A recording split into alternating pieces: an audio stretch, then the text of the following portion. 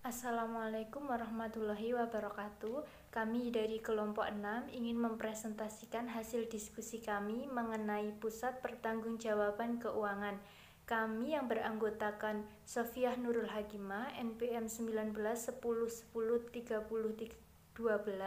kemudian saya sendiri Firda Nur Aini, NPM 19 10 10 30 13, Alvin Alfaruk, NPM 19 10 10 30 38, kemudian Naila Lailatul Wahidah, NPM 19 10 10 3103, dan Hanaa Afifah, NPM 19 10 10 31 12. Baik, selanjutnya mengenai bahan kajian. Bahan kajian yang kami gunakan yang pertama yaitu keunggulan sistem pengendalian hasil keuangan, yang kedua tipe pusat pertanggungjawaban keuangan, yang ketiga pemilihan pusat pertanggungjawaban keuangan, dan yang keempat yaitu masalah harga transfer. Yang pertama, saya akan menjelaskan mengenai keunggulan sistem pengendalian hasil keuangan. Menurut Merchant dan State tahun 2017 menjelaskan tentang ubikuitas sistem pengendalian hasil dalam organisasi yang terdiri dari 3 poin. Yang pertama yaitu tujuan keuangan penting bagi organisasi yang berorientasi laba. Hal tersebut dapat dikatakan penting karena keuntungan dan arus kas memberikan return untuk investor, dan di antara pengendalian dari keuangan dan arus kas tersebut digunakan untuk mengevaluasi keuntungan pada suatu perusahaan.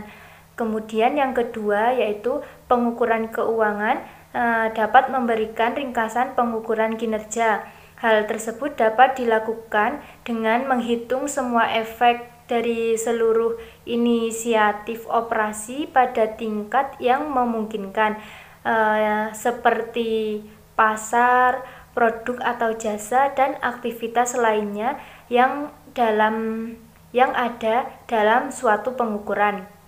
Kemudian yang ketiga yaitu umumnya memberikan keunggulan pengukuran yang signifikan lebih dari informasi subjektif, serta masih banyak lagi mengenai aktivitas lainnya yang bersifat kuantitatif. Sehingga dari poin di atas dapat disimpulkan bahwa pengendalian keuangan merupakan upaya yang dilakukan agar investasi, alokasi biaya, dan perolehan laba berjalan sesuai dengan rencana atau tujuan perusahaan. Hal tersebut dikutip oleh Page dan Robinson pada tahun 2013. Untuk yang kedua yaitu untuk tipe pusat pertanggungjawaban keuangan. Menurut Merchant and State tahun 2017, pusat pertanggungjawaban keuangan merupakan elemen utama dari sistem pengendalian hasil keuangan. Pusat pertanggungjawaban keuangan adalah pusat tanggung jawab ketika tugas itu didefinisikan paling tidak dalam istilah khusus keuangan. Masih menurut Merchant and State tahun 2017, terdapat 4 tipe dari pusat pertanggungjawaban keuangan, di mana meliputi pusat investasi, pusat laba, pusat pendapatan, dan juga pusat biaya. Untuk yang pertama yaitu mengenai pusat investasi. Di sini pusat investasi didefinisikan sebagai pusat pertanggungjawaban yang dipegang oleh manajer, di mana mereka bertanggung jawab baik untuk laporan laba rugi maupun laporan posisi keuangan. Dilansir dari Prasi.com 2012, masalah yang timbul pada pusat investasi berkaitan dengan pengukuran dan tolak ukur prestasi pusat investasi. Untuk yang pertama yaitu, pada umumnya, tujuan manajer unit usaha adalah untuk memperoleh laba yang memuaskan dari investasi yang ditanamkan. Yang kedua, laba yang diperoleh berasal dari modal yang ditanam untuk memperoleh laba tersebut. Dan yang terakhir yaitu, di mana semakin besar modal yang ditanam, belum tentu semakin besar pula labanya. Selanjutnya yang kedua yaitu mengenai pusat laba. Pusat laba merupakan pusat pertanggungjawaban di mana ketika manajer bertanggung jawab pada beberapa pengukuran laba yang berbeda antara pendapatan yang dihasilkan dengan biaya yang menghasilkan pendapatan tersebut. Menurut Denton tahun 1998, dalam pusat laba lingkungan memiliki potensi besar untuk bisnis, tetapi sampai saat ini, bisnis dalam reaktif tidak mode proaktif. Untuk dapat menggunakan lingkungan sebagai kompetitif senjata, bisnis perlu mulai dari mana seharusnya selalu mulai. Komitmen konsumen secara luas diketahui sejauh mana manajemen mengerti bahwa pelanggan mereka penting untuk kesuksesan mereka. 3. Pusat pendapatan. Pusat pendapatan diartikan sebagai pusat pertanggungjawaban di mana manajer bertanggung jawab untuk menghasilkan pendapatan sebagai pengukuran keuangan dari output. Dilansir dari tulisan terkini.com 2013, pada pusat pendapatan tingkat keluaran diukur dalam bentuk nilai uang. Akan tetapi, tidak ada usaha formal yang dilakukan untuk mengkaitkan masukan atau biaya dengan keluaran yang dihasilkan. Pusat pendapatan terutama banyak kita temui pada organisasi pemasaran. Kemudian yang terakhir, yang keempat, pusat biaya. Pusat biaya atau biasa disebut dengan pengeluaran merupakan pusat pertanggungjawaban ketika manajer bertanggung jawab terhadap beberapa elemen biaya. Menurut Parks and Laird tahun 2010, agar subunit perusahaan menjadi pusat biaya di bawah GPK, itu diperlukan bahwa ukuran output tunggal yang dapat diidentifikasi untuk subunit itu. Ukuran output tunggal dimasukkan untuk menggambarkan operasi pusat biaya. Perbedaan dalam praktik pusat biaya antara Jerman dan Amerika, di mana negara dapat dibagi menjadi 4 kategori. Perbedaan dalam definisi dari pusat biaya, perbedaan dalam output dan ukuran kegiatan yang digunakan dalam biaya pusat, perbedaan cara biaya diklarifikasikan dengan pusat biaya, dan yang terakhir, perbedaan dalam tanggung jawab ditangani ke kepala pusat biaya. Pusat pertanggungjawaban keuangan. Pusat pertanggungjawaban keuangan dapat dikonsentrasikan dalam sebuah hierarki yang mencerminkan luasnya pertanggungjawaban keuangan atau sejumlah bagian laporan keuangan yang dipegang secara bertanggung jawab oleh manajer. Tipenya manajer pusat pendapatan dan biaya bertanggung jawab tidak hanya pada suatu melainkan beberapa bagian dalam laporan laba rugi. Yang kedua, ada manajer pusat laba bertanggung jawab terhadap beberapa pendapatan dan beberapa bagian biaya. Manajer pusat investasi bertanggung jawab untuk pengukuran laba yang dikaitkan secara langsung terhadap kinerja pada bagian yang digambarkan dalam laporan posisi keuangan. Selanjutnya adalah masalah harga transfer. Harga transfer dalam arti luas merupakan harga produk atau jasa yang ditransfer antar pusat pertanggungjawaban dalam perusahaan. Sedangkan dalam arti sempit, harga transfer adalah harga produk atau jasa yang ditransfer antar pusat laba dalam satu perusahaan.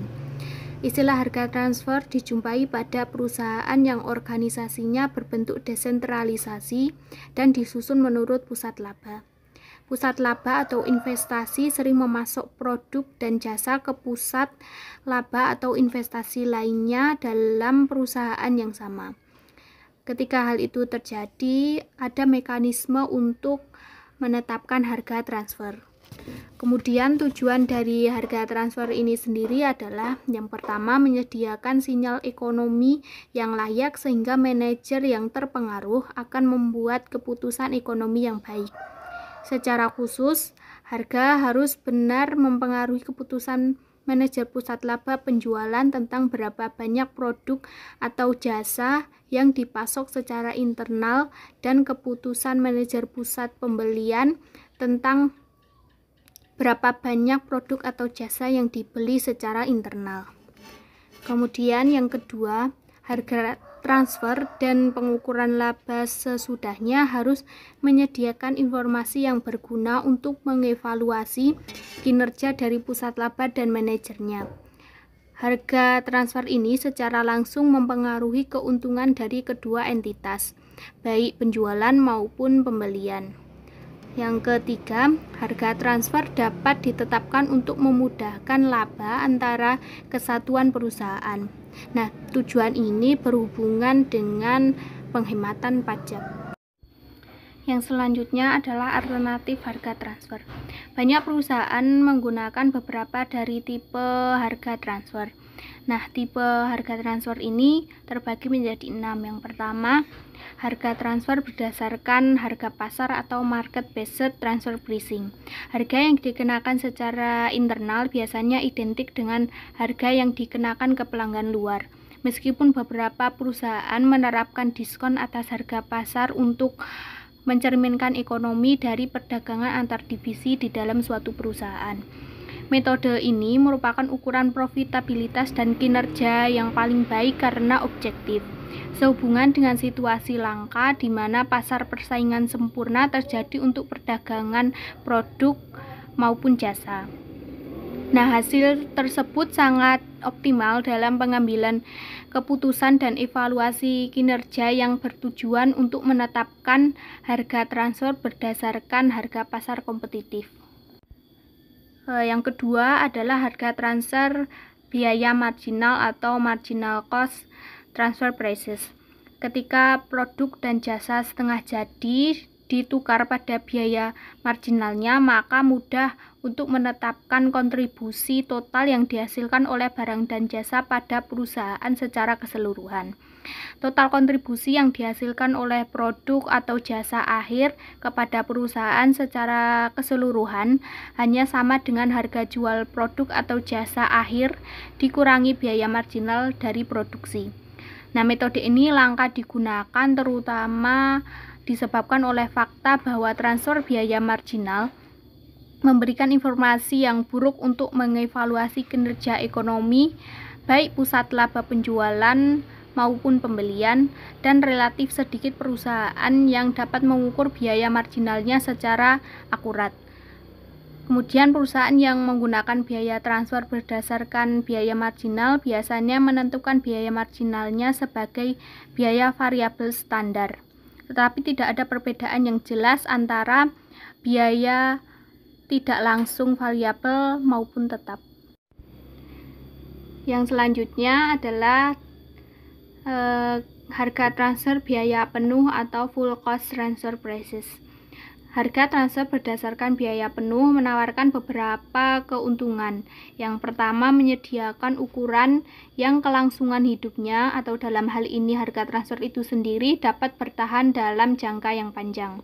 Kedua, harga transfer berdasarkan biaya penuh relatif mudah diterapkan karena perusahaan memiliki sistem di tempat untuk menghitung biaya produksi penuh.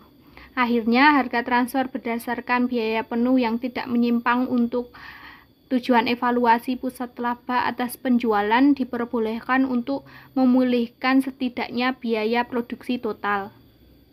Dalam penentuan harga transfer berdasarkan biaya, terdapat berbagai tipe biaya yang digunakan sebagai dasar biaya sesungguhnya atau biaya standar.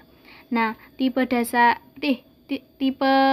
biaya tersebut terbagi menjadi 3, yaitu full costing, variable costing, atau activity based costing. Kemudian yang keempat, biaya transfer negosiasi. Harga transfer ini mengizinkan penjualan dan pembelian manajer pusat laba untuk bernegosiasi di antara pusat-pusat pertanggungjawaban lainnya, sehingga manajer memperoleh tingkat wewenang dan pengendalian yang paling besar atas laba dari unit mereka. Kebijakan ini bisa efektif jika kedua pusat laba memiliki beberapa daya tawar, yaitu pusat laba penjualan memiliki beberapa kemungkinan untuk menjual produknya di luar perusahaan dan pusat laba pembelian memiliki beberapa sumber pasokan dari luar. Namun, harga transfer negosiasi dapat menyebabkan beberapa masalah, yaitu negosiasi harga dari sejumlah transaksi yang berpotensi besar dalam manajemen waktu sangat mahal dan juga memerlukan pemeriksaan ulang dan revisi biaya yang cukup sering. Lalu negosiasi sering menimbulkan konflik antar manajer pusat laba. Kemudian yang terakhir, hasil keputusan sering tergantung pada kemampuan negosiasi dan daya tawar dari para manajer yang terlibat. Dan hasil akhirnya mungkin tidak mendekati optimal secara ekonomi. Oke, yang selanjutnya yaitu yang kelima, variasi. Variasi secara aktual digunakan pada kinerja dan kondisi yang beragam. Variasi harga transfer meliputi yang pertama ada biaya marginal ditambah biaya lem sum tetap. Yang kedua, harga transfer dengan tarif ganda. Dan yang terakhir, harga transfer arbiter. Keenam, penggunaan secara bersama-sama dari berbagai metode harga transfer. Ketika perusahaan menggunakan cara bersama-sama sebagai metode harga transfer, mereka biasanya menggunakan salah satu metode untuk tujuan internal, baik pengambilan keputusan dan evaluasi, dan metode lainnya untuk memindahkan keuntungan di antara yurisdiksi pajak. Sekian pemaparan dari kelompok kami, kurang lebihnya mohon maaf. Wabillahi taufiq wal hidayah. Wassalamualaikum warahmatullahi wabarakatuh.